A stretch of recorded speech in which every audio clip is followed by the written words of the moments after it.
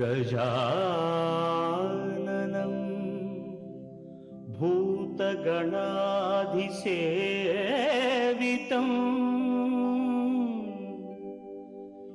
कपित्थजम्बूफलसारभक्षितम्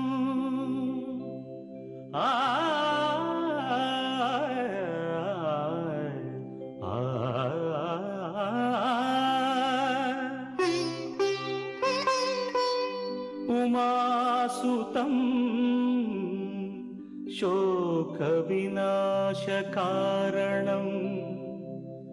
नमामि विघ्नेश्वर पादपङ्कजम्.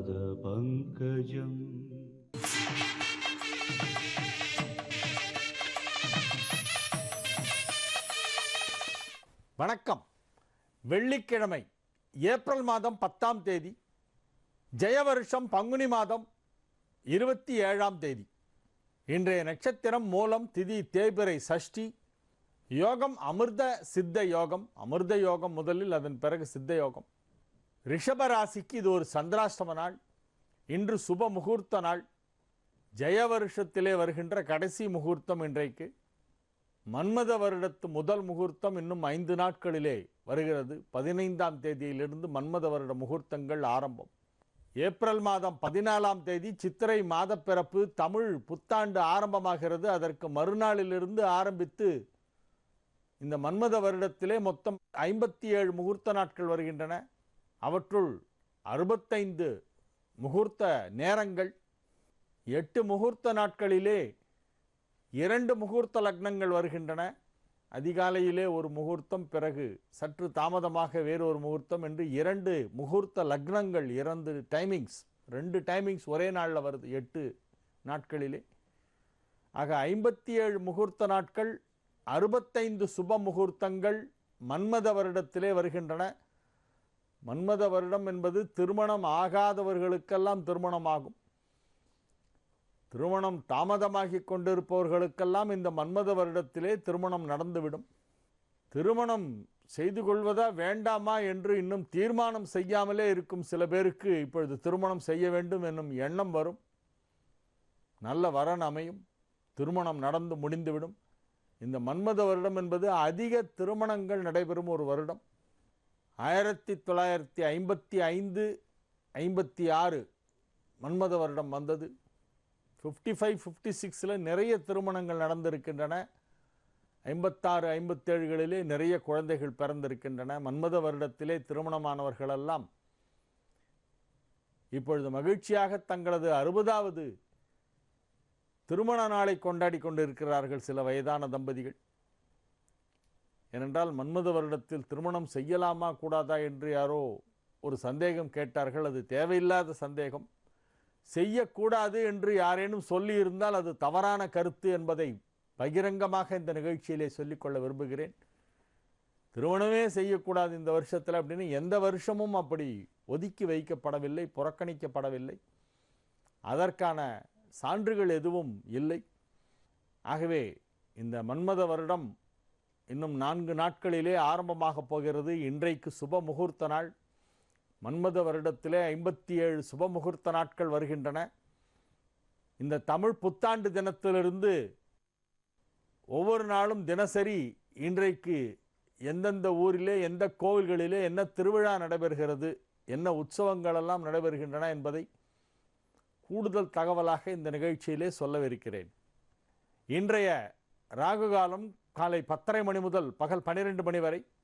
யமகண்டம் மதியம் 3 மணி முதல் 4:30 மணி வரை. குளிகை நேரம் காலை 7:30 மணி முதல் 9 மணி வரை. நல்ல நேரம் என்னும் சுபஹோரைகள் காலை 6 மணி முதல் 9 மணி வரை, 10 மணி முதல் 10:30 மணி வரை, மதியம் 1 மணி முதல் 2 மணி வரை, மாலை 5 மணி முதல் 6 மணி வரை, இரவு 8 மணி முதல் 11 மணி வரை. இன்றைய கிரக நிலவரம்: மேஷத்தில் செவ்வாய் புதன், ரிஷபத்தில் சுக்கிரன், கடகத்தில் குரு, கன்னியில் ராகு, விருச்சிகத்தில் சனி, தனுசில் சந்திரன், மீனத்தில் சூரியன் கேது.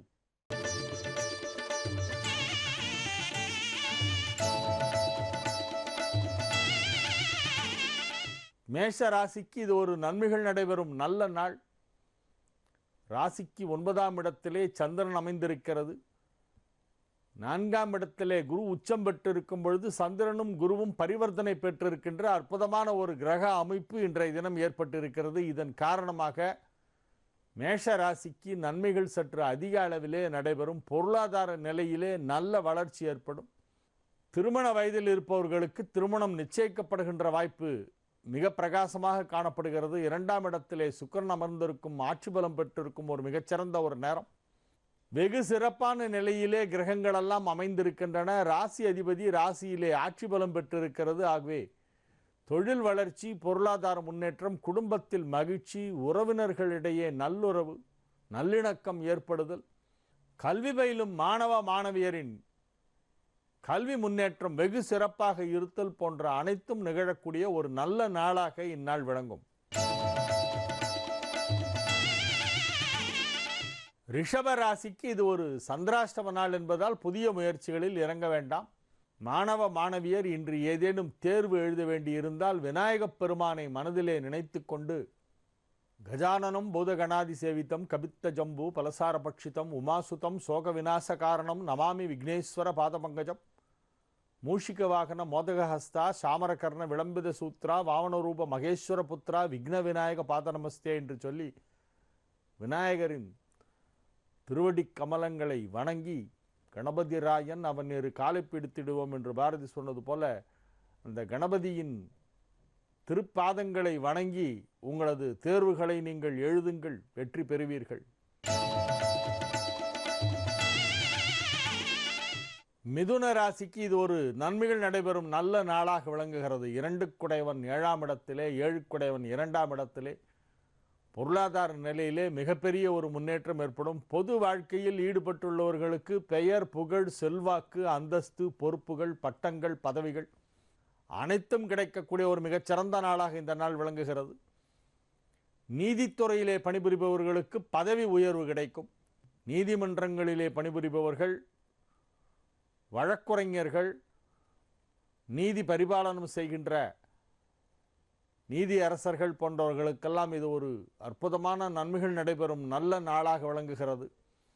அனைத்து தொழிலில் உள்ளவர்களுக்கும் தொழில் வளர்ச்சி வெகு சிறப்பாக இருக்கும். வங்கி பணியாளர்களுக்கு அதிக நன்மைகள் நடைபெறும். புதிய சலுகைகள் அறிவிக்கப்படலாம். பொருளாதார வல்லுநர்களுக்கு இந்நாள் ஒரு நன்மைகள் நடைபெறும் நல்ல நாளாக விளங்குகிறது. கணக்கு தணிக்கை செய்பவர்களுக்கு இந்நாளிலே மகிழ்ச்சியான வளர்ச்சி ஏற்படுகின்ற ஒரு நாள். தொழில் முன்னேற்றம் மிகச் சிறப்பாக இருக்கும். அனைத்து தரப்பினருக்கும் தொழில் வளர்ச்சி ஏற்படக்கூடிய ஒரு நல்ல நாள். கடக ராசிக்கு இது ஒரு மிகச்சிறந்த நன்மைகள் நடைபெறும் நல்ல நாளாக விளங்குகிறது. ராசியிலே அற்புதமாக குரு உச்சம் பெற்றிருக்கும் பொழுது ராசி அதிபதி 6ஆம் இடத்திலே போய் குருவோடு பரிவர்த்தனை பெற்றிருக்கின்ற ஒரு மிகச்சிறப்பான யோகம் இப்பொழுது ஏற்பட்டு இருக்கிறது. 6க்கும் 9க்கும் அதிபதியான குரு ராசியிலே உச்சம். ராசி அதிபதி சந்திரன் 6ஆம் இடமாகிய தனுசிலே அமைந்திருக்கிறது. குருச்சந்திர பரிவர்த்தனை மிகச்சிறப்பான நன்மையை செய்யும். லாபஸ்தானமாகிய 11ஆம் இடத்திலே சுக்கிரன் ஆட்சி பலம் பெற்றிருக்கிறது. 10ஆம் இடத்திலே தொழில் ஸ்தானாதிபதி செவ்வாய் ஆட்சி பலம் பெற்றிருக்கிறது. 3க்கும் 12க்கும் அதிபதியான புதன் நன்மை செய்யாத கிரகம், அது 10ஆம் இடத்திலே இருக்கிறது, அதுவும் நன்மை செய்யும். ஆக வலுவான நிலையிலே அனைத்து கிரகங்களும் அமைந்திருக்கின்ற ஒரு அற்புதமான ஒரு நாள் என்பதால் இந்நாளிலே நீங்கள் மகத்தான சாதனை படைப்பீர்கள். உங்களது தொழில் எதுவாக இருந்தாலும் அதிலே மிகப்பெரிய ஒரு முன்னேற்றம், குறிப்பிட்டு சொல்லும்படி ஒரு மிகப்பெரிய முன்னேற்றம் ஏற்படுவதற்கான வாய்ப்பு இருக்கிறது. உத்தியோகத்தில் உள்ளவர்கள், வியாபாரத்தில் உள்ளவர்கள் அனைவருக்கும் இது ஒரு அற்புதமான நன்மைகள் நடைபெறும் நல்ல நாளாக விளங்குகிறது. பொருளாதார ரீதியாக மிகப்பெரிய வளர்ச்சி ஏற்படும். தன லாபம் ஏற்படும். புதிய பொருட்கள் வாங்குவீர்கள். விலை உயர்ந்த ஆடை ஆபரணங்கள் வாங்கி சேர்க்கும் வாய்ப்பு இந்நாளிலே இருக்கிறது. குடும்பத்தில் மகிழ்ச்சியான நிகழ்ச்சிகள் எல்லாம் நடைபெறும். திருமண வயதில் உள்ளவர்களுக்கு திருமணம் நிச்சயிக்கப்படும். சிம்ம ராசிக்கு இது ஒரு மகிழ்ச்சியான நாள். நன்மைகள் அதிக அளவில் நடைபெறுகின்ற ஒரு நல்ல நாள். ராசி அதிபதி தொடர்ந்து குரு பார்வை பெற்றுக் கொண்டிருக்கிறது. பங்குனி மாதம் முழுவதும் ராசி அதிபதிக்கு குரு பார்வை. சித்திரை மாதம் வந்தால் ராசி அதிபதி உச்சம். தொடர்ந்து உங்களுக்கு ஒரு சில மாதங்களுக்கு இப்பொழுது நேரம் நன்றாக இருக்கிறது என்று சொல்லலாம். இன்றைய நாள் அதிக நன்மைகள் நடைபெறும் ஒரு நல்ல நாளாக விளங்குகிறது. மிகச்சிறப்பான நன்மைகள் எல்லாம் நடைபெறும் என்று சொல்லலாம். மகிழ்ச்சியான செய்திகள் வந்து சேரும். உங்களது தொழிலிலே மிகப்பெரிய ஒரு வளர்ச்சி ஏற்படும். தொழிலில் உள்ள தடைகள் அனைத்தும் தகர்த்தெறியப்படும். அதிக நன்மைகள் நடைபெறும் ஒரு நல்ல நாளாக இந்த நாள் விளங்கும். கன்னி ராசிக்கு இது ஒரு மிகச்சிறந்த நன்மைகள் நடைபெறும் நல்ல நாள். 4ஆம் இடத்து சந்திரன் 11ஆம் இடத்திலே குரு உச்சம் என்பதால் உங்களுக்கு பொருளாதார ரீதியாக மிகப்பெரிய ஒரு முன்னேற்றம் ஏற்படும். 2, 9 ஆகிய வீடுகளுக்கு அதிபதியான சுக்கிரன் 9ஆம் இடத்திலே ஆட்சி பலம் பெற்றிருக்கிறது. ஆகவே நன்மைகள் அதிக அளவில் நடைபெறுகின்ற ஒரு நல்ல நாள். 8க்குடைய செவ்வாய் 8ஆம் இடத்திலே ஆட்சி பலம் பெற்றிருக்கிறது. ராசி அதிபதி 8ஆம் இடமாகிய மறைவு ஸ்தானத்திலே அஷ்டமாதிபதியோடு சேர்ந்திருக்கிறது. ஆகவே ஆரோக்கியத்தில் சற்று அதிக கவனம் தேவை. 3ஆம் இடத்தில் இருக்கும் சனியை செவ்வாய் பார்த்து கொண்டிருக்கிறது. சனி செவ்வாய் பார்வை ஏற்படும் பொழுதெல்லாம் ஒரு சிலருக்கு ஜனனகால ஜாதகத்திலே ஏதேனும் சனி அல்லது செவ்வாய் பலவீனமாக இருந்தால் அவர்களுக்கெல்லாம் ஆரோக்கியத்தில் பாதிப்பு ஏற்படும். சனி செவ்வாய் சேர்க்கை, சனி செவ்வாய் பார்வை ரெண்டுமே தோஷம். இப்பொழுது உங்களுக்கு 8ஆம் இடத்தில் செவ்வாய், 3ஆம் இடத்தில் சனி. 8ஆம் இடத்தில் இருக்கும் செவ்வாய் சனியை பார்த்து கொண்டிருக்கிறது. 8க்கு 8ஆம் இடத்திலே சனி இருக்கிறது. ஆகவே இது ஒரு எச்சரிக்கையாக இருக்க வேண்டிய காலம் என்று சொல்லலாம். குறிப்பாக உங்களது ஆரோக்கியத்தில் அதிக கவனம் செலுத்த வேண்டிய ஒரு நேரம். பொருளாதார நிலை நன்றாக இருக்கும். தொழில் வளர்ச்சி மிகச் சிறப்பாக இருக்கும். குடும்ப வாழ்க்கை மகிழ்ச்சிகரமாக அமையும். துலா ராசிக்கு இது ஒரு நன்மைகள் நடைபெறும் நல்ல நாள். ராசி அதிபதி சுக்கிரன் ராசிக்கு 8ஆம் இடத்திலே ஆட்சி பலம் பெற்றிருக்கின்ற ஒரு நேரம். ராசி அதிபதியும் சுக்கிரன் தான், அஷ்டமாதிபதியும் சுக்கிரன் தான். எனினும் 8ஆம் இடத்திலே அஷ்டமஸ்தானத்திலே சுக்கிரன் வலுப்பெற்று ஆட்சி பலம் பெற்று 2ஆம் இடத்தை பார்த்து கொண்டிருக்கின்ற ஒரு நேரம் இது. இன்றைய தினத்திற்கான கிரக நிலவரம் உங்களுக்கு சாதகமாக இருக்கிறது. ராசிக்கு 3ஆம் இடத்திலே உள்ள சந்திரனால் உங்களுக்கு மகிழ்ச்சியான ஒரு மனோநிலை ஏற்படும். மனதிலே உள்ள கவலைகளெல்லாம் உங்களை விட்டு நீங்கும். என்றால் சந்திரனுக்கு எந்த கிரகத்தின் பார்வையும் இல்லை என்பதே ஒரு நல்ல விஷயம். நன்மைகள் நடைபெறக்கூடிய ஒரு நல்ல நாளாக, மகிழ்ச்சியான நாளாக, தொழில் ரீதியாக நல்ல வளர்ச்சி ஏற்படக்கூடிய ஒரு நாளாக இந்த நாள் விளங்கும். பொது வாழ்க்கையிலே உள்ளவர்கள், பிரபலங்கள் இந்நாளிலே மிகவும் மகிழ்ச்சியாக இருப்பார்கள். ஏனெனில் அவர்களுடைய நற்பணிகள் அனைத்தும் வெளி உலகிற்கு தெரியப்படுத்துகின்ற ஒரு நாளாக இந்த நாள் விளங்கும். நீங்கள் அதை தெரியப்படுத்த வேண்டாம் என்று நினைத்து வலதுகை கொடுப்பது இடதுகைக்கு தெரியக்கூடாது என்று நினைத்து நீங்கள் கொடுத்தாலும் அதை யாராவது ஒருத்தர் சொல்லிவிடுவார்கள். ஆக உங்களுக்கு சில பாராட்டுகள் கிடைக்கும். உங்களது கொடைத்தன்மை பாராட்டப்படும். உங்களது பெருந்தன்மை பாராட்டப்படும். உங்களது திறமைகள் புகழப்படும். அலுவலகத்திலே பணிபுரிபவர்களுக்கு அங்கே திறமைகள் வெளிப்படும் விதத்திலே சில நல்ல சந்தர்ப்பங்கள் எல்லாம் ஏற்படும். நன்மைகள் நடைபெறக்கூடிய ஒரு நல்ல நாள். 7ஆம் இடத்திலே செவ்வாய் புதன் அமர்ந்து கொண்டு ராசியை பார்த்து கொண்டிருக்கிறது. ஆகவே வங்கித்துறையிலே உள்ளவர்கள், கணக்கு தொடர்பான துறையிலே உள்ளவர்கள், அக்கவுண்ட்ஸ் சம்பந்தமான விஷயங்களிலே இருப்பவர்கள் மற்றும் கணக்கு தணிக்கை செய்பவர்கள் போன்றவர்களுக்கெல்லாம் மிக சிறப்பான ஒரு தொழில் வளர்ச்சி ஏற்படக்கூடிய, புதிய தொழில் வாய்ப்புகளெல்லாம் உருவாகக்கூடிய, தொழில் தொடர்பான பயணங்கள் மேற்கொள்ளக்கூடிய ஒரு நல்ல நாளாக இந்த நாள் விளங்கும். விருச்சிக ராசிக்கு இது ஒரு மிகச்சிறந்த நன்மைகள் நடைபெறும் நல்ல நாள். 7ஆம் இடத்திலே 7க்குடைய சுக்கிரன் ஆட்சி.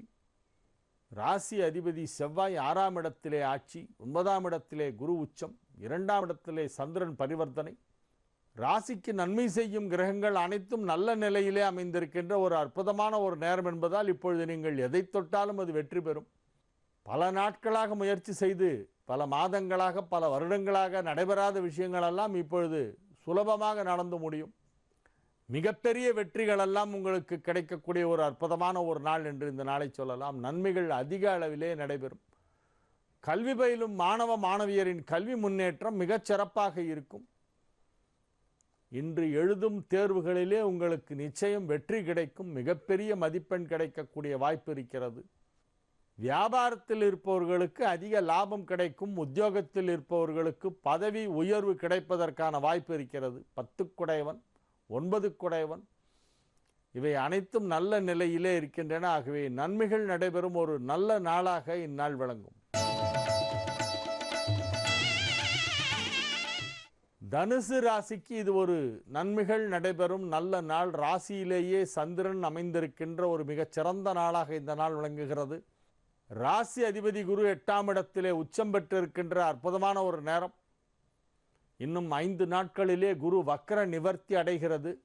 சித்திரை 2ஆம் தேதி குரு வக்ர நிவர்த்தி நெருங்கிட்டோம். இன்னைக்கு பங்குனி 27, ஏப்ரல் மாதம் 14ஆம் தேதி தமிழ் வருஷப்பிறப்பு, 15ஆம் தேதி குரு வக்ர நிவர்த்தி. உங்களுடைய ராசி அதிபதி 8ஆம் இடத்திலே வக்ர நிவர்த்தி ஆகும் பொழுது உங்களுக்கு மிகப்பெரிய ஒரு பதவியை கொடுக்கும், மிகப்பெரிய தொழில் வளர்ச்சியை கொடுக்கும். வியாபாரத்தில் இருப்பவர்களுக்கு மிகப்பெரிய ஒரு வருமானம் கிடைக்கும். ஏதாவது கடன்லாம் இருந்தால் எல்லாத்தையும் சுத்தமாக ஒரே நாளில் கிளியர் பண்ணிடுவீங்க. அசல் வட்டி எல்லாத்தையும் சேர்த்து சிங்கிள் பேமெண்ட்டு எல்லாத்தையும் கிளியர் பண்ணிடுவீங்க. அந்த மாதிரி உங்களுடைய கடனெல்லாம் அடைய போகிறது. இப்போது புதிய கடன் வாங்கி பழைய கடனை அடைக்க வேண்டிய நிலை ஒரு சிலருக்கு உருவாகும். ஏன்னா 6ஆம் இடத்தில் சுக்கிரன் ஆட்சி பெற்று இருப்பதால் கடன் கொடுக்க யாராவது முன் வருவார்கள். கடன் வாங்கிறது கூட ஜாதகத்தில் ஒரு விசேஷம் இருக்குது. ஒரு சிலருக்கு தான் கிடைக்கும், ஒரு சிலருக்கு கிடைக்காது. சில பேர் ரொம்ப யோக்கியமாக இருப்பாங்க, போய் 1000 ரூபா கேட்டால் கூட யாரும் கொடுக்க மாட்டான். சில பேர் டாட் புட்னு பேசி எப்படியோ 1,00,000 ரூபா வாங்கிட்டு வந்துடுவான், திருப்பியே கொடுக்க மாட்டான். அது அவன் சாமர்த்தியம். அந்த கடன் வாங்கிறது அதுக்கும் ஜாதகத்தில் சில அமைப்பு இருக்குது. 6ஆம் இடம் வலுத்திருந்தால் அவர்கள் கடன் வாங்கி கொண்டே இருப்பார்களாம். லக்னாதிபதி வலுக்கும்போது தான் கடனை திருப்பி கொடுக்க முடியும், அது வரைக்கும் கொடுக்க முடியாது. இப்பொழுது லக்னாதிபதி உச்சம் 6 குடைவன் ஆட்சி. அதனால் உங்களுக்கு கடன் கிடைக்கும், கடனையும் அடைப்பீங்க. புது கடனை வாங்கி பழைய கடனை அடைக்க போகிறீங்க. இதுதான் இன்றைய ராசி பலன் உங்களுக்கு. ஆக பண வரவு சரளமாக இருக்கும், நன்மைகள் நடைபெறும், தொழில் வளர்ச்சி மிகச் சிறப்பாக இருக்கும், தொழிலிலே ஏற்பட்ட தேக்க நிலை மாறும், விறுவிறுப்பாக உங்களது வியாபாரம் நடைபெறும். நீங்கள் சேவை சார்ந்த துறையிலே இருந்தால், சேவை சார்ந்த துறை என்று நான் இங்கே குறிப்பிடுவது வழக்குரைஞர்கள், ஆடிட்டர்கள், இன்றைய நாள் உங்களுக்கு மிகப்பெரிய நன்மைகள் ஏற்படக்கூடிய ஒரு மிகச்சிறந்த நாளாக விளங்கும். தொழில் வளர்ச்சி மிகச் சிறப்பாக இருக்கும். மகர ராசிக்கு இது ஒரு நன்மைகள் நடைபெறும் நல்ல நாள். 7 குடைவன் 12ஆம் இடத்திலே, 12 குடைவன் 7ஆம் இடத்திலே பரிவர்த்தனை பெற்றிருப்பதால் குடும்ப வாழ்க்கை மகிழ்ச்சிகரமாக இருக்கும். குடும்பத்தில் உள்ள சிறு சிறு குறைபாடுகளெல்லாம் நீங்கும், மனஸ்தாபங்களெல்லாம் மறைந்துவிடும். பேச்சுவார்த்தை மூலமாக பிரிந்தவர்கள் மீண்டும் ஒன்று சேருவார்கள். பிரிந்தவர்கள் மீண்டும் ஒன்று சேருகின்ற நேரம். இப்பொழுது ஒரு திருமணமான இளம்பெண் என்னிடம் வந்தார். நான் என்னுடைய கணவரை விவாகரத்து செய்ய போகிறேன், டைவர்ஸ் பண்ண போகிறேன், எனக்கு உடனடியாக அடுத்த கல்யாணம் ஆகுமா பார்த்து சொல்லுங்கள் அப்படின்னு ஜாதகத்தை கொடுத்தேன். நான் உடனே என்ன காரணத்துக்காக விவாகரத்து செய்கிறீங்க, முதல்ல அதை நான் தெரிஞ்சுக்கலாமா கொஞ்சம் அப்படின்னு. இல்லை சார், 6 மாதமாக வேலைக்கே போகாமல் உட்காந்து என் செலவில் சாப்பிட்டுட்ருக்கான் சார் அந்த ஆள். யார் அவன்? அந்த ஆள் 6 மாதமாச்சு, சம்பாதிக்கவே இல்லை, வேலைக்கே போகல, வேலை கிடைக்கல, ஐடி இண்டஸ்ட்ரியில் இருக்கா, வேலை போயிடுச்சு. என் பணத்தில் 6 மாதமாக இவர் உட்காந்து சாப்பிட்டுட்ருக்கார். அதனால் நான் டைவர்ஸ் பண்ணிட்டு வேறு நல்ல வேலையில் இருக்கிற பையனை கல்யாணம் பண்ணி போகிறேன். அப்போ நான் கேட்டேன், சரி அவனுக்கு வேலை போயிடுச்சுன்னா என்ன பண்ணுவேன்? சப்போஸ் அவனுக்கும் வேலை போயிடுது, உன்னை கல்யாணம் பண்ணிட்ட நேரம், அப்போ என்ன பண்ணுவேன்? அவனையும் டைவர்ஸ் பண்ணுவியா அப்படின்னு டீ பார்த்து அந்த பொண்ணு, சரி நான் அப்புறம் வரேன் சார் அப்படின்ட்டு போயிடுது. எவ்வளவு 6 மாதமாக சம்பாதிக்காததுக்கெல்லாம் ஹஸ்பண்டை டைவர்ஸ் பண்ணோன்னா என் ஒய்ஃப் என்னை 30 தரம் பண்ணியிருக்கணும். ஏன்னா நான் 15 வருஷம் சம்பாதிக்காமல் இருந்தேன், 30 தரம் டைவர்ஸ் பண்ணியிருக்கணும். நியாயமாக பார்த்தா பண்ணவே இல்லை. அவங்களுக்கு வாழ்க்கையில் எது முக்கியம்னே தெரியல. வாழ்க்கைன்னா ஏதோ சம்பளம் வாங்கணும், அது ஒன்று தான் வாழ்க்கைன்னு நினச்சிட்ருக்காங்க. பாவம், அறியாமை, உலக அறிவே இல்லை. சும்மா புஸ்தகத்தை படிச்சுட்டா போகாது, டிகிரி வாங்கிட்டா போகாது, பிஇ படிச்சுட்டா போகாது, பி எஜுகேட்டட், அதுதான் ரொம்ப முக்கியம். இப்பொழுது திருமணம் ஆகி பிரிந்தவர்கள் ஒன்று சேருகின்ற நேரம். மகர ராசிக்கு இன்றைக்கு ஒன்று சேருவாங்க. பிரிஞ்சவங்களாம் இப்போ ஒன்று சேர போகிறாங்க. அந்த மாதிரியான ஒரு அற்புதமான நேரம் ஏற்பட்டு இருக்கிறது. ஆகவே இது ஒரு நல்ல நாள், மகிழ்ச்சியான நாள். கும்பராசிக்கு இது ஒரு மிகச்சிறப்பான நன்மைகள் நடைபெறும் நல்ல நாளாக விளங்குகிறது. அற்புதமான நாள். நீங்கள் என்ன பண்ண நினைக்கிறீங்களோ அதெல்லாம் உங்களுக்கு நடக்கும். நினைத்தது நடக்கும். நினைத்தது நடக்கும்னாக்க நீங்களுடைய நியாயமான ஆசைகளெல்லாம் நிறைவேறும். ஏதேனும் முயற்சி செய்தால் அதிலே வெற்றி கிடைக்கும். நீங்கள் தொடர்ந்து எந்த ஒரு விஷயத்திற்காக முயற்சி செய்து கொண்டிருக்கிறீர்களோ அது இன்றைய தினம் நடந்து முடிந்துவிடும். ஆரோக்கியத்திலே நல்ல முன்னேற்றம் ஏற்படும். தொழில் தொடர்பான பிரச்சனைகள் ஏதேனும் இருந்தால் இப்பொழுது சரியாகிவிடும். வழக்குகள் ஏதேனும் நடைபெற்று கொண்டிருந்தால் அதிலே உங்களுக்கு வெற்றி கிடைக்கும். உணவுத்துறை, கலைத்துறை, மருத்துவத்துறை சார்ந்த தொழில்களிலே பணிபுரிபவர்கள், அந்த துறைகளிலே சுய தொழில் செய்பவர்களுக்கெல்லாம் இது அதிக நன்மைகள் நடைபெறும் நல்ல நாள். இன்றைய நாள் உங்களுக்கு மகிழ்ச்சியான செய்திகளெல்லாம் வந்து சேரும். மாணவ மாணவியர் இன்றைய தினம் ஏதேனும் தேர்வு எழுதினால் அதிலே முதன்மை ஸ்தானத்தை பிடிக்கக்கூடிய வாய்ப்பு இருக்கிறது. முதலிடம் பிடிக்கக்கூடிய அற்புதமான ஒரு நல்ல நாளாக இந்நாள் விளங்குகிறது. மீன ராசிக்கு இது ஒரு நன்மைகள் நடைபெறும் நல்ல நாள். ராசிக்கு நன்மை செய்யும் அனைத்து கிரகங்களும் நல்ல நிலையிலே இருக்கின்றன. 4-7க்கு அதிபதியான புதனும் 2-9க்கு அதிபதியான செவ்வாயும் ஒன்றாக இணைந்து 2ஆம் இடமாகிய மேஷத்திலே அமைந்திருக்கின்றன. ராசிக்கும் 10க்கும் அதிபதியான குரு 5ஆம் இடத்திலே உச்சம் பெற்றிருக்கிறது. 5க்குடைய சந்திரன் 10ஆம் இடத்திலே குருவோடு பரிவர்த்தனை பெற்றிருக்கிறது. இந்த 4 கிரகம்தான் நல்லது பண்ணும்.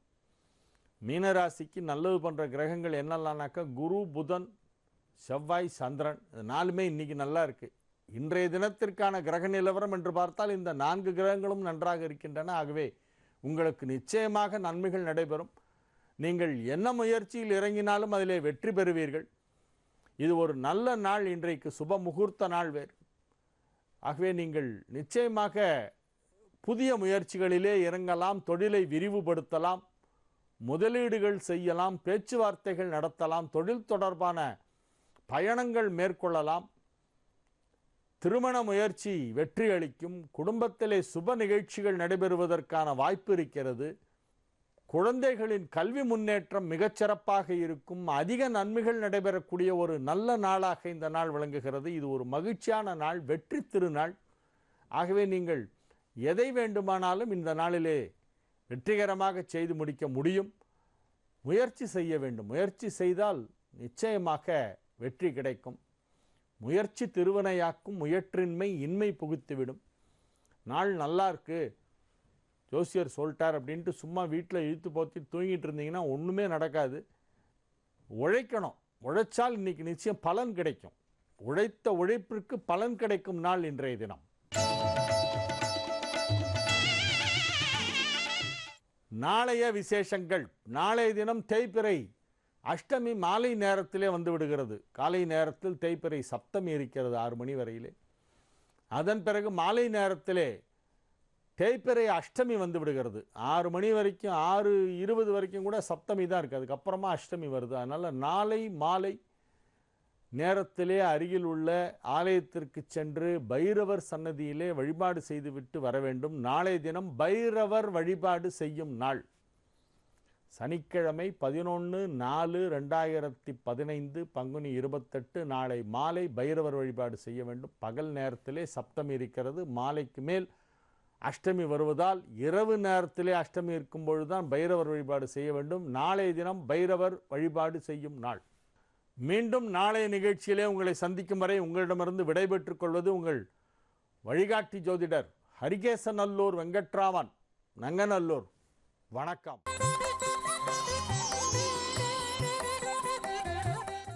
ஜீ தமிழ் தொலைக்காட்சி நேயர்களுக்கு வணக்கம். ஒளிமயமான எதிர்காலம் நிகழ்ச்சி மூலமா ஓம்காரம் பகுதியில சந்திக்கிறதுல சந்தோஷம். உங்களுடைய வாழ்க்கையில் ஏற்படும் பிரச்சனைகளுக்கு தீர்வு காணவும், முன்னேற்றம் அடையவும், ஜாதக ரீதியான சந்தேகங்களுக்கு விடை காணவும் யோக ஆஞ்சநேயர் சக்தி பீடம், அனுமன் உபாசகர் ஜோதிட சிம்மம், திருவல்லிக்கேணி சுவாமி கண்ணன் பட்டாச்சாரியா சப்தரிஷி வாக்கியம் மூலம் உங்களுடைய பிரச்சனைகளுக்கு தீர்வு சொல்லுவார். வணக்கம் சுவாமிஜி. நாராயண. சுவாமிஜி, இன்றைய தினம் எப்படி இருக்கு? என்னென்ன பூஜைகள் நம்ம செய்யலாம்? என்னென்ன ஆன்மீக குறிப்புகள் இருக்குன்னு சொல்லுங்க சுவாமிஜி. ஸ்ரௌதத்மார்த்தாதிகம் கர்ம நிகிலம் ஏன சூத்ரிதம் தஸ்மை சமஸ்த வேதார்த்த விதே விகணசே நமஹ. வக்ரதுண்ட மகாகாயா சூரியகோடி சமபிரபா நிர்விக்னம் குருமே தேவா சர்வகாரேஷு சர்வதாம் அபராஜித பிங்காட்சா நமஸ்தே ராமபூஜிதா கிருஷ்ணம் வந்தே ஜெகத்குரும். ஜெயந்தி மங்களாகாளி பத்ரகாளி கபாலினி துர்காஷமா சிவாதாத்ரி சுவாகாசதா நமோஸ்துதே. குரு பிரம்மா குரு விஷ்ணு குருதேவோ மகேஸ்வரகா குரு சாட்சாத் பரம்பிரம்மா தஸ்மை ஸ்ரீ குரவே நமக. அஸ்மத் குருப்பியோ நமக. விகணச மகா குருவே நமக. அனுமன் சுவாமிகள் ஆசிகளுடன் மங்களகரமான ஜெயவரிடம் பங்குனி மாதம் 27ஆம் தேதி 10/4/2015 வெள்ளிக்கிழமையான இன்று பல நல்ல ஆன்மீக விஷயங்களை பற்றி பார்க்கலாம். ஏற்கனவே நம்ம சொன்னோம், இந்த ருது ஜாதகத்தை பற்றி நிறைய சொல்லிட்டே வந்தோம், விவாகத்தை பற்றியும் சொன்னோம். நம்ம சம்பிரதாயங்கள் ரொம்ப மகிமை வாய்ந்தது. நீங்கள் குங்குமம், திருமாங்கல்யம், மெட்டி இதெல்லாம் ஒரு மங்களகரமான சின்னமாக நம்ம சொல்லப்படுறது. குடும்ப வாழ்க்கையில் பார்த்தீங்கன்னா பெண்ணுக்கு சிறந்த அணிகலனாக சொல்லப்பட்டிருக்கு. அப்புறம் தான் கொஞ்சம் கொஞ்சமாக அந்த தங்கம்லாம் புழுந்து 100 சவரன் 50 சவரன் வரதட்சணை இதெல்லாம் பின்னால் வந்தது. வரதட்சணை வராத தட்சணை வரதட்சணைன்னு எல்லாம் பூந்துது. வரதட்சணை வராத தட்சணைன்னு ஏகப்பட்டது சேர்ந்து போச்சு. ஆனால் அந்த காலத்தில் பார்த்தீங்கன்னா சம்பந்தி மரியாதையாக இருந்தாலும் உங்களுக்கு முக்கியமான என்னென்ன மங்களகரமான பொருள் வேணும். இப்போ ஏற்கனவே சொன்னோம், உங்களுக்கு தாலின்றது அந்த காலத்தில் இந்த ஓலைச்சீட்டில் எழுதியிருக்கலான்னு. கொஞ்சம் கொஞ்சமாக மங்கள தங்கம்ன்றது ஒரு மங்களகரமான பொருள். அப்போ இந்த மங்களகரமான பொருள்னும் போது ஒரு பெண் கல்யாணம் ஆகும்பொழுது மூக்குக்கு காதுக்கு அப்போ இந்த திருமங்கல்யம் இதெல்லாம் தங்கத்தில் இருக்கிறது பவித்திரமானதாக சொல்லப்பட்டால். ஏன்னா தோஷமில்லாத உலோகம் தங்கம், அதனால் இது பவித்திரமானதாகவும் மங்களகரமான ஒரு பொருளில் தங்கமும் சேர்ந்தது. அந்த வகையில் தான் இப்போ 100 சவரன் 50 சவரன் 200 சவரன் நிறைய வந்துடுது. அது எதுக்கு சொல்ல வரோன்னா, தவிர்க்க முடியாத காரணங்களில் கூட இந்த ஒரு மூக்குத்தியும் காதுக்குமாதிரி தங்கத்தில் போடுற வழக்கம் நம்ம வச்சிட்ருக்கோம். அதனால் இந்த மங்களகரமான சின்னங்களை நம்ம அலட்சியப்படுத்தக்கூடாது. மெட்டியாக இருந்தாலும் குங்குமமாக இருந்தாலும் திருமாங்கல்யமாக இருந்தாலும் நம்ம அலட்சியப்படுத்தக்கூடாது. ஏன்னா நம்ம முன்னோர்கள் அத்தனை பேரும் மூடர்கள் கிடையாது. அவங்க ஏதோ ஒரு காரணத்துக்காக பல நல்ல விஷயங்களை கொடுத்துருக்காங்க. அதே மாதிரி விவாக வீடுகளில் கல்யாண வீட்டில் நீங்கள் பார்த்தீங்கன்னா அந்த காலத்தில் சமையல்காரரை கூட கூப்பிட்டு கௌரவிச்சு தான் அந்த கல்யாணத்தையே ஆரம்பிப்பான். அந்த வழக்கம் இப்போ விட்டு போயிடுது. நீங்கள் கல்யாணம் முடிஞ்ச உடனே சொல்லலை, கல்யாணத்தை ஆரம்பிக்கிறதுக்கு முன்னையே சமையல்காரரை கூட கூப்பிட்டு கௌரவிச்சு தான் விவாகத்தை நடத்துகிற வழக்கம் இருந்தது. அதை விட இன்னும் முக்கியமான விஷயம், மேடையில் அதை நடத்தி வைக்கக்கூடிய ஐயர் யாரோ அந்த ஆச்சாரியன் யாரோ அவர் சொல்லக்கூடிய மந்திரங்கள் முழுமை அடைந்த பிறகு தான் மற்ற விஷயங்கள் நடக்கும். இப்போ பார்த்தீங்கன்னா ஏற்கனவே சொன்ன மாதிரி இந்த தாலி கட்டுற வைபவம் முடிஞ்ச உடனே அவரை மந்திரம் சொல்ல விடுறதே கிடையாது. ஆனால் கட்டாயம் சப்தபதி முடியணும். செருப்பெல்லாம் கொண்டு இப்போ சத்திரத்துக்குள்ளே கொண்டு மேடை வரைக்கும் கொண்டுட்டோம். ஆனால் அதெல்லாம் செய்யாதீங்க. ஷூ செருப்பெல்லாம் மேடைக்கெல்லாம் வர வேண்டாம். மேடைன்றது பவித்திரமானது. அங்கே தெய்வீகமான மந்திரம் ஒலிக்கும். அங்கே இருக்க கலசங்கள்லாம் ஆவாகனம் உண்டு, அங்கே இருக்கிற பந்தல்ல ஆவாகனங்கள் உண்டு, நிறைய விஷயங்கள் உண்டு. அதனால் அது கல்யாணம் பரிபூர்ணமாக முடிஞ்சாச்சுன்னு அர்ச்சகர் சொல்கிற அந்த அர்ச்சகரோ ஆச்சாரியனோ அந்த ஐயரோ சொல்கிற வரைக்கும் நாம் மற்ற விஷயங்களை புகுத்தக்கூடாது. ஏன்னா தாலி கட்டின உடனே நம்ம அவளை நகர்த்திடுறோம். அந்த மந்திரம் சொன்னவரை நகர்த்திட்டோம். நாம் எல்லா சம்பிரதாயங்களையும் கொண்டாட ஆரம்பிக்கிறோம். மந்திரங்கள் பரிபூர்ணம் அடைஞ்ச பிறகு நம்ம சம்பிரதாயம் என்னவோ வழக்கம் என்னவோ அதை செய்யலாம். இன்னும் சொல்லப்போனால் நிறைய இடங்களில் கூடுமான வர பார்த்தீங்கன்னா இந்த வீடுகளில் நிறைய கல்யாண வீடுகளில் கடைபிடிக்க வேண்டிய சம்பிரதாயம் இன்னும் நிறைய இருக்குது. அடுத்து பந்திபட்சம் பார்க்கக்கூடாதுன்னு சொல்லுவோம். இந்த கல்யாண வீட்டில் பந்திபட்சம் பார்க்குறதுனா என்ன? சில பெரிய வீடுகளில் பார்த்தா இந்த சமையல் இதில் பந்தியில் இந்த டிரைவருக்கெல்லாம் தனி உங்களுக்கு பந்தி இருக்கும். அப்புறம் பார்த்தா விஐபிகளுக்கு தனி பந்தி இருக்கும். அப்புறம் உறவுக்காரங்களுக்கு தனி பந்தி இருக்கும். அந்த மாதிரிலாம் கூடவே கூடாது. நீங்கள் இலையில் உட்கார்ந்துட்டா வசதியானவர்களோ வசதி இல்லாதவர்களோ முதலாளியோ ஊழியர்களோ எல்லாரும் சமமாக உட்காரணும். இதில் இன்னொன்று பார்த்தீங்கன்னா நமக்கு தெரிஞ்ச வாழ்க்கை 2 லட்டு போடுவான், அவருக்கு இன்னொரு மினரல் வாட்டர் கொண்டு வைப்பான், பாயசத்தை இன்னும் கொஞ்சம் ஒரு கப்பில் கொண்டு வைப்பான். அப்படிலாம் செய்யக்கூடாது. பந்தியில் உட்காந்துட்டா ஒரு கோயிலுக்குள்ளே போனீங்கன்னா சுவாமிக்கு எப்படி நைவேத்தியம் பண்ணுறீங்க பயபக்தி, அதே மாதிரி விருந்தினர் அப்படின்னு சொல்லி உட்கார வச்சுட்டா ஏழையோ பணக்காரனோ சுவாமிக்கு எப்படி நம்ம நைவேத்தியம் பண்ணுறோமோ அதே மாதிரி அந்த ஆத்மாவுக்கு சந்தோஷத்தோடு விருந்து படைக்கணும். அதை தவிர்த்து ஒருத்தருக்கு கூட போகிறது, ஒருத்தருக்கு குறைவாக போகிறது, ஒருத்தரை கவனிக்கிறது, ஒருத்தரை கவனிக்காமல் இருக்கிறது, இந்த பேதம் பார்க்கறதுக்கு தான் பந்திபட்சம் பார்க்குறதுன்னு அது பார்க்கவே கூடாது. மகா பாபம். அதனால் கல்யாண வீடுகளில் நாம் சம்பிரதாயங்களை விடக்கூடாது. நம்ம வேதம் படித்த பெரியோர்கள் சொன்ன சம்பிரதாயத்தை கட்டாயம் கடைபிடிக்கணும். அதே மாதிரி பந்திபட்சம் பார்க்காம கட்டாயம் பரிமாறணும். எல்லாருக்கும் இல்லைன்னு சொல்லாமல் பரிமாறணும். அது மாதிரி செய்தால் அந்த கல்யாணத்தோட பலன் அந்த மணமக்களுக்கு போய் சேரும். அந்த வாழ்த்துக்களால் அவள் குடும்பமும் அவளோட வம்சமும் செழிப்பாக இருக்கும். அதனால் மணமக்கள் நன்னா இருக்கிறதுக்கு ஐயரை மந்திரம் சொல்ல விடுங்க, அந்த அர்ச்சகரை மந்திரம் சொல்ல விடுங்க, ஆச்சாரியனை மந்திரம் சொல்ல விடுங்க. அவள் என்ன சொல்கிறாளோ அதை கொஞ்சம் கொஞ்சமாக ஃபாலோ பண்ணுங்கள். அதே மாதிரி பந்திபட்சம் பார்க்காதீங்க. கல்யாணம் நிறைவாக இருக்கும். நிறைய ஆன்மீக விஷயம் பேசலாம். ரொம்ப நன்றி சுவாமிஜி. கல்யாணத்துல வந்து மந்திரத்தை பத்தியான விஷயங்கள் வந்து இன்னைக்கு நீங்க பகிர்ந்துக்கிட்டீங்க. இதனால கண்டிப்பா நிறைய பேர் வந்து இந்த விஷயத்தை தெரிஞ்சிருந்திருப்பாங்க. தொடர்ந்து முதல் நேயர் இன்னைக்கு யார் எங்கிருந்துன்னு பார்க்கலாம். வணக்கம். வணக்கம். வணக்கம்மா, உங்களோட பேர் சொல்லுங்க. என்னோட பேர் தமிழரசி. சொல்லுங்க, எங்க இருந்து பேசுறீங்க? நான் நாகப்பட்டினத்துல இருந்து பேசுறேன். சொல்லுங்கம்மா, நீங்க யாருக்காக சுவாமிஜி கிட்ட பேசணும்? எனக்காக தான் பேசுறேன். உங்களுடைய பிறந்த தேதி, ராசி, நட்சத்திரம் சொல்லுங்கம்மா. என்னோட பிறந்த தேதி வந்து 2/5/1990. உத்திரட்டாதி நட்சத்திரம், மீன ராசி. சொல்லுங்கம்மா, என்ன சந்தேகம் குறித்து உங்களுக்காக நீங்க சுவாமிஜி கிட்ட பேசணும்? நான் வந்து ஃபர்ஸ்ட் எங்க வீட்டுக்காரர் லவ் பண்ணிட்டு இருந்தேன். அப்ப வந்து எங்க அக்கா வீட்டுக்காரர் வந்து எங்க வீட்டுக்காரர் பிடிக்காம அவரோட ஃப்ரெண்டுக்கு கல்யாணம் பண்றதுக்காக ஏற்பாடு பண்ணிட்டாங்க. இது எனக்கு தெரியாது. நான் காலேஜ் படிச்சிட்டு இருந்தேன். எனக்கு ஏதோ பண்ணிட்டு அவரை கல்யாணம் பண்ணி வச்சுட்டாங்க. அதுக்கப்புறமா நான் ஒரு மாசத்துலயே கிளம்பி எங்க வீட்டுக்காரோட நான் இங்க வந்துட்டேன். இப்ப எனக்கு 2 குழந்தைங்க இருக்காங்க. ஒரு ஆண் ஒண்ணு, ஒரு பொண்ணு ஒண்ணு குழந்தைங்க இருக்கிறாங்க. எங்க வீட்டுக்காரர் வந்து துபாயில இருக்காங்க. இப்ப வந்து அவங்க முன்னாடி கல்யாணம் பண்ணவங்க என்ன பண்றாங்க, அப்பப்போ போன் போட்டு நீ அங்கதான் எங்கதான் வந்து வாழணும், நீ அங்கதான் இருக்கணும் அப்படின்ற மாதிரி பிரச்சனை பண்றாங்க. அவங்க வந்து என்னை விட்டு விலகி வேற கல்யாணம் பண்ணிட்டு அவங்க நல்லா இருக்கணும். சரிங்கம்மா, கவலைப்படாதீங்க. இதற்கான பரிகாரம் என்ன இருக்கு அப்படிங்கறத நம்ம சுவாமிஜி கிட்ட கேட்டு தெரிஞ்சுக்கலாம். சரிங்களா? சரி சுவாமிஜி. சொல்லுங்கம்மா. இது கல்யாணம் எத்தனை வருஷம் ஆகுதுமா? எனக்கு கல்யாணம் ஆகி 4 வருஷம் ஆகுது. 5 வருஷம் ஆக போகுது. சரிங்கம்மா. இப்போ டைவர்ஸ் வாங்கிட்டீங்களா? முதல் கல்யாணம் ஆச்சுன்னீங்களே. இல்ல சார், அதுக்காக தான் இப்ப பாத்துட்டு இருக்கோம். நீங்க என்ன படிச்சிருக்கீங்கம்மா? பிஎஸ்சி முடிச்சிருக்கேன். ஏம்மா, நீங்க வந்து ஒரு படிக்காத பாமர பெண் செய்யற வேலையை தானம்மா செய்திருக்கீங்க. நீங்க கல்யாணம் ஆனது பத்திரிக்கை போட்டு தானம்மா முதல் கல்யாணம் முடிஞ்சது உங்களுக்கு? அது எனக்கு அந்த நினைவே இல்ல சாமி. சுத்தமா எந்த ஒரு நீங்க இல்ல நீங்க எல்லா காரணங்களும் சொல்லுங்க, கேட்டுக்கலாம். உங்களுக்கு முதல் கல்யாணம் ஆகும்போது 18 வயசு முடிஞ்சிருந்ததா? 21 வயசா 18 வயசா? என்ன வயசாச்சு அப்ப? எனக்கு 20 வயசு ஆச்சு. 20 வயசு உங்களுக்கு. அப்ப ஒண்ணு நீங்க மேஜர், இன்னொன்னு நீங்க படிச்ச பெண். ஒரு கல்யாணம் நீங்க பெரியவங்க பார்த்து பத்திரிக்கை அடிச்சு பதிவு பண்ணதுக்கு அப்புறம் அது வந்து அத்தாரிட்டி ஆயிப்போச்சு இல்லையா? அந்த அவங்கள நீங்க டைவர்ஸ் விவாகரத்து பண்ணாம இன்னொரு திருமணம்ன்றது எப்படிமா சட்ட ரீதியா செல்லும் இல்லையா? நீங்க வந்து ஒரு விஷயம் பார்க்கணுமா, நாம வந்து சட்டத்துக்கு உட்பட்டு வாழறோம். நாம வந்து காட்டுக்குள்ளேயோ வனாந்தரத்திலேயோ எங்கேயோ ஒரு மலையிலையோ வாழல. நாம ஒரு சமூகத்துக்குள்ள வாழறோம், சட்டத்துக்கு உட்பட்டு வாழறோம். அப்போ நம்ம சட்டத்துக்கு உட்பட்டு தான் வாழ்க்கையை வாழணுமே தவிர சட்டத்தை மீறி நம்ம எப்படி செயல்படலாம்? முதல்ல உங்களுக்கு நடந்த திருமணத்தை முறையா ஒரு விவாகரத்து பண்ணிட்டோ அதுக்கப்புறம் இவரை நீங்க திருமணம் பண்ணியிருந்தீங்கன்னா அது வந்து சட்டத்துக்கு உட்பட்ட நியாயமான விஷயம். இப்போ நீங்க சட்ட ரீதியா பார்க்கும்பொழுது நீங்க ஒரு வழக்கறிஞர்கிட்ட கேளுங்க, முதல்ல கல்யாணமானது செல்லும்னு சொல்லுவா. ஆனா நீங்க சட்டம் உங்களுக்கு எல்லா சுதந்திரமும் கொடுத்துருக்கு. பெண்களுக்கு சட்டம் வந்து எல்லா விதமான சுதந்திரமும் கொடுத்துருக்கு. முதல்ல உங்களை வந்து கட்டாயப்படுத்தி திருமணம் பண்ணும்பொழுது நீங்க அன்னைக்கு எதிர்ப்பு தெரிவித்து அதை நீங்க தவிர்த்திருக்கலாம். அப்படி இல்லைன்னா கல்யாணம் ஆகிட்டு நீங்கள் வெளியில் வந்த உடனே நீங்கள் வந்து வழக்கறிஞர் மூலமாக உடனே ஒரு வக்கீல் நோட்டீஸ் அனுப்பிச்சு நீங்கள் இந்த கல்யாணம் செல்லாதுன்றதை நீங்கள் டிக்ளேர் பண்ணுற முறையில் இறங்கியிருக்கணும். நீங்கள் ரெண்டுமே செய்யலைன்னு தோன்றது. முதல்ல நீங்கள் சட்ட ரீதியான நடவடிக்கை என்னவோ அதை எடுங்க. இதில் வந்து நீங்கள் உங்கள் மேலே வந்து ஒரு சிறு தவறு சட்ட ரீதியான பார்த்தா இது தவறு இருக்குன்னு தான் சொல்லுவாங்க.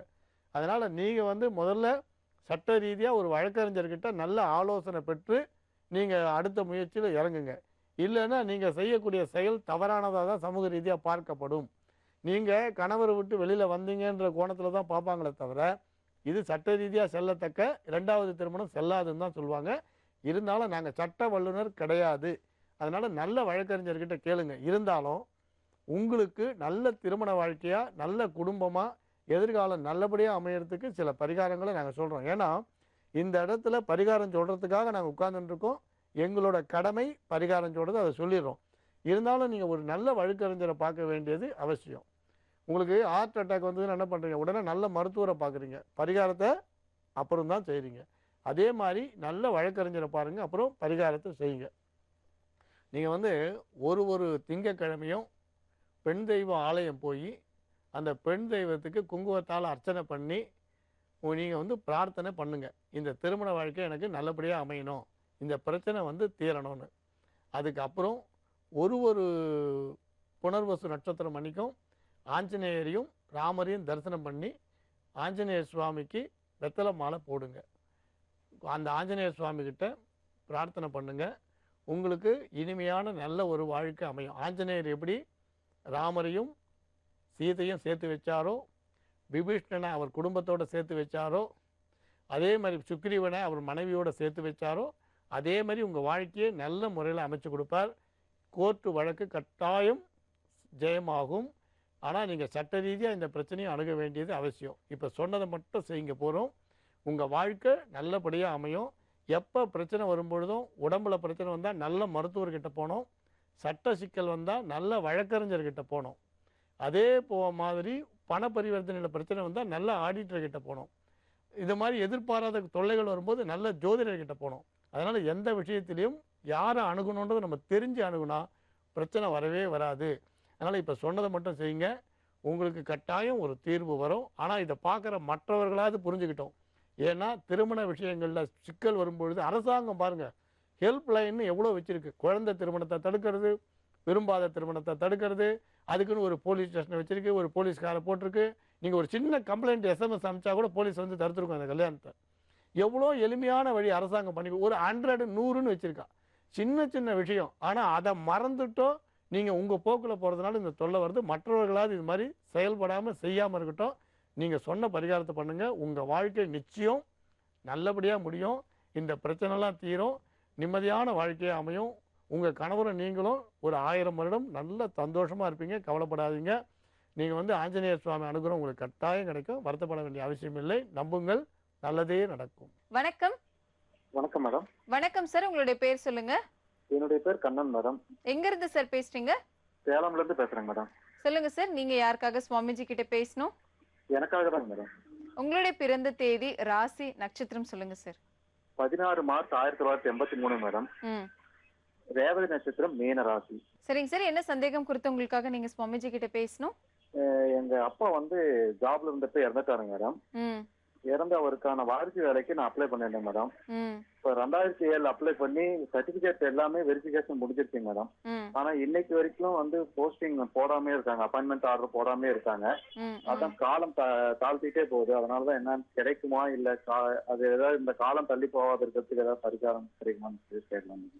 சரிங்க சார், கவலைப்படாதீங்க. இதுக்கு என்ன எளிய பரிகாரம் இருக்கு அப்படின்றது சப்தரிஷி வாக்கியம் மூலம் நம்மளுடைய சுவாமிஜி கிட்ட கேட்டு தெரிஞ்சுக்கலாம். சரிங்களா சுவாமிஜி? சொல்லுங்க. எந்த ஊர்ல வேலையில இருந்தார்? சேலம்ல தான். சேலத்துல இருந்தாரா? ஆமா. சரி, இப்போ நீங்க மனு போட்டு எத்தனை வருஷம் ஆயிடுது? 8 வருஷம் ஆயிடுச்சு. ஓ, 8 வருடம் ஆயிருக்கு. உங்களுக்கு இந்த வேலை கிடைக்கிறதுக்கு ஒரு எளிய பரிகாரம் சொல்றோம். அந்த பரிகாரத்தை மாத்திரம் நீங்க செய்யுங்க போறோம். உங்களுக்கு வேலை வாய்ப்பு நிச்சயம் உண்டு. உங்களுக்கு 8 வருடம் தள்ளி போயிருந்தாலும் உங்களுக்கு முறையாக வர வேண்டிய அந்த உத்தியோக வாய்ப்பு தேடி வரும். இந்த தடை தாமதம் மாறுறதுக்காக இப்போ இந்த பரிகாரத்தை இப்போ நம்ம சொல்கிறோம். நீங்கள் வந்து ஒரு ஞாயிற்றுக்கிழமையும் 9 மாம்பழம் வாங்கி நவகிரகத்தில் உங்களுக்கு 9 கிரகத்துக்கு 9 மாம்பழம் வச்சு நீங்கள் நமஸ்காரம் பண்ணி வழிபாடு பண்ணுங்கள். இதை 9 வாரம் பண்ணுங்கள். மாம்பழம் வந்து கிடைக்காத பொழுது வாழைப்பழம் 9 வாங்கி அங்கங்கே வெத்தலை பாக்கு பழத்தோடு வைங்க. மாம்பழம் கிடைக்கிற வரைக்கும் கூடுமானவரை 9 வாரமும் 9 கிரகத்துக்கும், சூரியன், சந்திரன், செவ்வாய், புதன் எல்லாம் 9 கிரகத்துக்கும் உங்களுக்கு மாம்பழம் வச்சு உங்களுக்கு நைவேத்தியம் பண்ணி வழிபாடு பண்ணுங்கள். அந்த பழத்தை வந்து சுவாமிக்கு அங்கே இருக்கிற அர்ச்சகருக்கே கொடுத்துருங்க. வேணும்னா ஒன்று பிரசாதமாக எடுத்துக்கோங்க. கட்டாயம் உங்களுக்கு கூடிய சீக்கிரத்தில் காரிய ஜெயம் உண்டாகும். காரிய ஜெயம் கட்டாயம் கிடைக்கும். நீங்கள் அங்கே வழிபாடு மாத்திரம் பண்ணுங்கள். அந்த வழிபாடுன்றது அங்கே கோயிலில் இருக்க அந்த குருக்கள் பார்த்துப்பார். அவர்கிட்ட உங்கள் பேர் நட்சத்திரத்தை சொல்லிடுங்க, வழிபாடு பண்ணுங்கள். ஞாயிற்றுக்கிழமையில் பண்ணுங்கள், 9 வாரம் பண்ணுங்கள். கட்டாயம் உங்களுக்கு வாய்ப்பு, வேலை வாய்ப்பு, அரசு வாய்ப்பு நிச்சயம் கிடைக்கும். நம்புங்கள், நல்லதே நடக்கும். ரொம்ப நன்றி சுவாமிஜி, நல்ல ஒரு தீர்வு நீங்க சொன்னீங்க. தொடர்ந்து அடுத்த நேர் யார் எங்க இருந்துன்னு பார்த்துடலாம். வணக்கம். வணக்கம் மேடம். வணக்கம் சார், உங்களுடைய பேர் சொல்லுங்க. செல்வகுமார் மேடம். சொல்லுங்க சார், நீங்க யாருக்காக சுவாமிஜி கிட்ட பேசணும்? என்னோட மகனுக்காக கேட்க மேடம். அவருடைய பெயர், பிறந்த தேதி, ராசி, நட்சத்திரம் சொல்லுங்க சார். அவருடைய பேரு எஸ் கமலக்கண்ணன். கன்னி ராசி, அஸ்த நட்சத்திரம். அவர் பிறந்த டேட் 26/12/1994. சொல்லுங்க சார், என்ன சந்தேகம் குறித்து உங்களுடைய மகனுக்காக நீங்க சுவாமிஜி கிட்ட பேசணும் தெரிஞ்சுக்கலாமா? 10வது ஃபைல் ஆயிட்டாரு மேடம். படிப்பு அந்த அளவுக்கு ஒன்னும் ஏறல இருக்கு.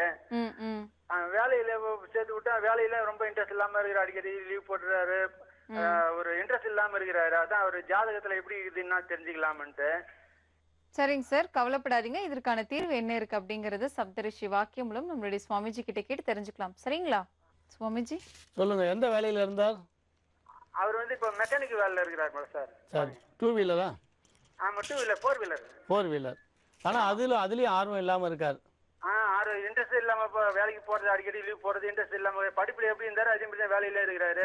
வீட்லயும் எல்லாரையும் ரொம்ப அனாவசியமா பேசுறாரு. ஒரு முன்ன சின்ன வயசுல இருந்த மாதிரி இல்ல, ரொம்ப ரொம்ப பசங்க நிறைய ஃப்ரெண்டும் கூட சேர்ந்து கேட்டு போறாரு சார். என்ன விளையாட்டுல ஈடுபாடு இருக்கா அவருக்கு?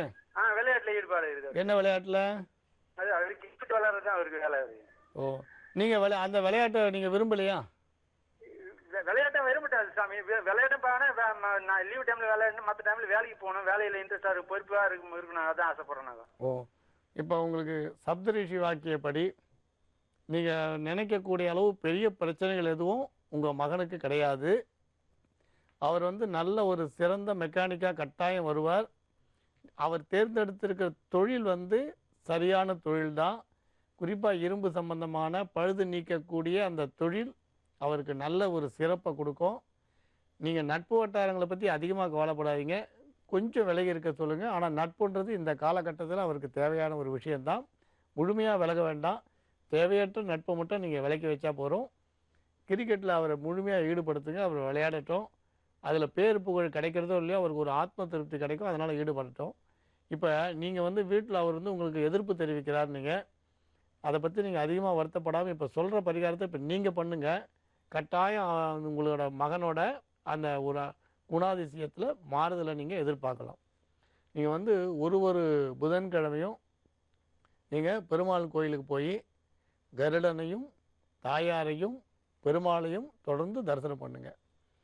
உங்களுக்கு அந்த கருட தரிசனமும் மகாலட்சுமி தாயார் தரிசனமும் பெருமாளோட தரிசனமும் உங்கள் மகனோட நடவடிக்கையில் ஒரு பெரிய மாற்றத்தை கட்டாயம் கொடுக்கும். தேவைப்பட்ட மகாலட்சுமி சம்பந்தமான ஜபமோ ஸ்லோகமோ தியானமோ அட்டோத்திரமோ ஏதாவது ஒன்று நீங்கள் அந்த ஆலயம் போகும்போது சொல்லலாம், இல்லை வீட்டில் சொல்லலாம். அதேமாதிரி வீட்லேயும் மகாலட்சுமியோட படம் கட்டாயம் வச்சுக்கோங்க. உங்களுக்கு கட்டாயம் உங்கள் மகனால் ஒரு மன திருப்தி கிடைக்கும். உங்கள் மகனை பொறுத்த வரைக்கும் அவர் செய்யக்கூடிய தொழிலில் வெற்றியாளராக நிச்சயம் வருவார். அதனால் அதை நீங்கள் மெக்கானிக்கும் நினைக்க வேண்டாம், அதில் அவர் கவனம் இல்லைன்னு நினைக்க வேண்டாம், அவர் விளையாட்டாக இருந்துவார் நினைக்க வேண்டாம். கட்டாயம் அவர் நீங்கள் விரும்பியபடி அதில் சிறப்பாகவே வருவார். நல்ல ஜாதகம்தான். கட்டாயம் இப்போ சொன்னதை மாத்திரம் செய்யுங்க, நல்ல ஒரு வாய்ப்பு அவரை தேடி வரும். நம்புங்கள், நல்லதே நடக்கும். ரொம்ப நன்றி சுவாமிஜி. இன்னைக்கு கால் பண்ண நேர்களுக்கும் சரி, பார்த்துட்டு இருக்க நேர்களுக்கும் சரி, எல்லாருக்குமே நல்ல தீர்வுகள் சொன்னீங்க, எளிய பரிகாரங்கள் சொன்னீங்க. இதனால கண்டிப்பா எல்லாருமே பயனடைஞ்சிருப்பாங்க. ரொம்ப நன்றி சுவாமிஜி. மங்களானி பவந்து. உங்களுடைய பிரச்சனைகளிலிருந்து விடுபடவும் சுவாமிஜி கிட்ட பேசவும் OME space name space city என டைப் செய்து 57575 என்ற எண்ணிற்கு நீங்க மெசேஜ் பண்ணீங்கன்னா நாங்க உங்களுக்கு கால் பண்ணுவோம்.